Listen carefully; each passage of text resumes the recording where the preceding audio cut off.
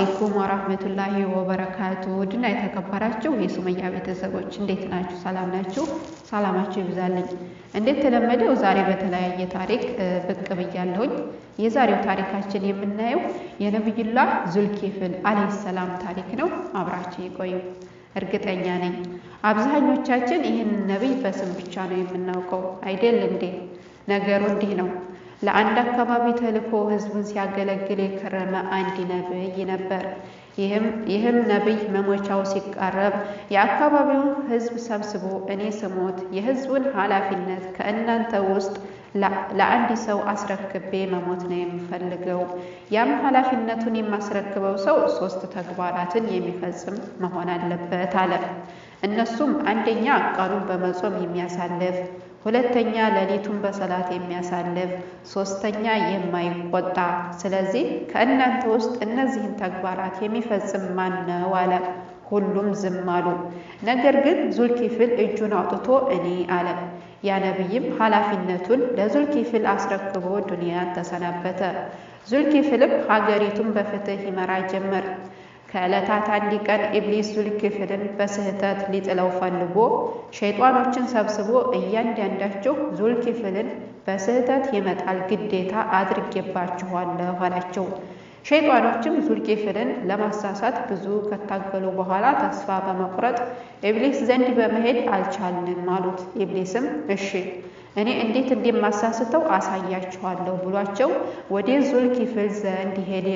ዙልኪፍልም ማታ እየሰገደ ስለሚያድር እንቅልፍ የሚተኛው ከዙሁር በኋላ ነው እና ዙልኪፍል ከዙሁር በኋላ ሊተኛ ዝግጅት ላይ ሳለ ኢብሊስ በትልቅ ሽማግሌ ሰው ተመስሎ እቤቱን አንኳኳ። ዙልኪፍልም ማነው አለ። ኢብሊስም እኔ በእድሜ የገፋው ሽማግሌ ነኝ፣ አንድ ጉዳይ ገጥሞኝ ነው አለ። ዙልኪፍልም ተነስቶ ከፈተለትና ጉዳዩን ጠየቀው። ኢብሊስም የሆኑ ሰዎች እንዲህ አድርገውኝ፣ እንዲህ በድለውኝ፣ እንዲህ አድርገውኝ እያለ የቆጤ ባጡን ለረጅም ሰዓታት ማውራት ጀመረ። ዙልኪፍል እንደምንም ብሎ እንቅልፉን ተቋቁሞ በጥሞና ካዳመጠው በኋላ ሽማግሌውን ነገ ችሎት ላይ ቅረብና እዛው ጉዳይህን አይልሃለሁ ብሎ ሸኘው። ያንን ቀን ዙልኪፍል የእንቅልፍ ሰዓቱን ሳይተኛ አለቀችበት። በሁለተኛው ቀን ጠዋት ላይ ዙልኪፍል ችሎት ላይ ሆኖ ያንን ሽማግሌ ረጅም ሰዓታት ቢጠብቀውም ሊመጣም አልቻለም። ዙልኪፍልም ብዙ ከጠበቀው በኋላ ትቶት ሄደ።